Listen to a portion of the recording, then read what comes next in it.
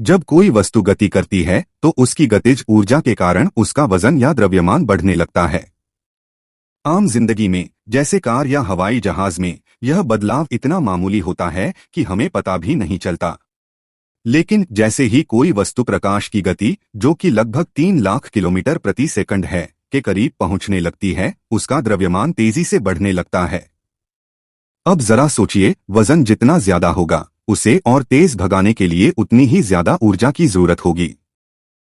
Einstein के नियम कहते हैं कि प्रकाश की गति तक पहुंचने के लिए किसी भी द्रव्यमान वाली वस्तु को अनंत ऊर्जा, इन्फिनिट एनर्जी की आवश्यकता होगी, और पूरे ब्रह्मांड में अनंत ऊर्जा कहीं मौजूद नहीं है। इसीलिए प्रकाश की गति से केवल वही चल सकता है जिसका कोई द्रव्यमान न हो, जैसे कि प्रकाश के अपने कण, फोटॉन। इसके अलावा एक और अनोखी चीज होती है जिसे टाइम डायलेशन कहते हैं। यानी जैसे जैसे आप प्रकाश की गति के करीब पहुंचेंगे, आपके लिए समय धीमा हो जाएगा। अगर कोई अंतरिक्ष यात्री इस गति के करीब यात्रा करके 1 साल बाद लौटे तो पृथ्वी पर कई दशक बीत चुके होंगे, वह अपने ही भविष्य में पहुंच जाएगा।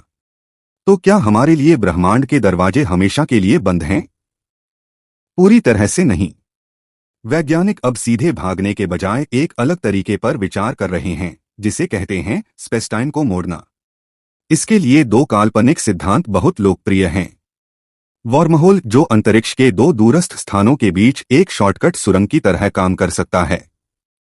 वॉर्प ड्राइव, जिसमें अंतरिक्ष यान खुद नहीं भागेगा, बल्कि वह अपने आगे के स्पेस को सिकोड़ देगा और पीछे के स्पेस को फैला देगा, जिससे वह एक जगह से दूसरी जगह जंप कर सकेगा।